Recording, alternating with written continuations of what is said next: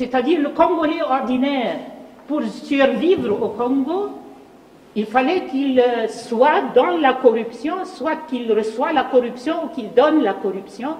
Et avec ça, il est la victime du chaos, mais il est en train de reproduire le chaos avec son comportement, mais son comportement est comme une loi de la nature, il doit faire ça pour survivre.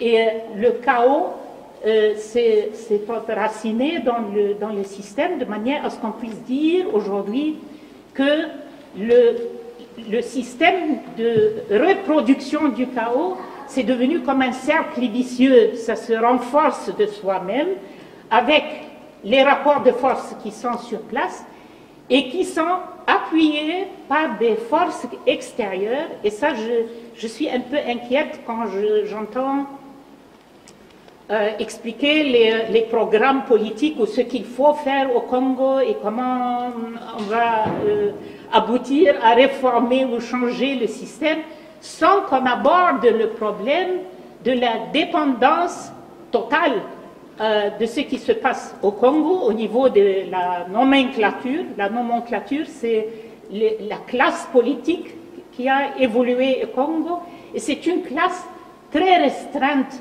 Il ne faut pas écouter le discours de opposition, majorité présidentielle, je sais, ils peuvent s'appeler comme ils veulent, mais c'est peut-être 500 personnes ou 1000 personnes qui sont au sommet de ce système, qui se jettent les ballons.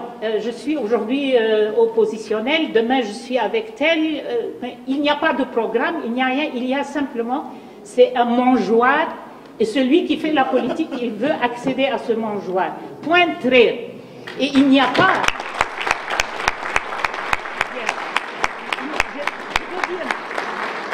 Je veux dire, il n'y a pas d'espoir que jamais...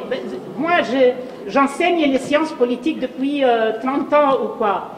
Et je vous dis que l'expérience humaine, l'expérience universelle nous dit qu'il n'y a pas de possibilité que ceux qui créent le chaos, vous pouvez vous adresser à eux pour dire « aidez-nous à maîtriser le chaos ». Ce n'est pas possible.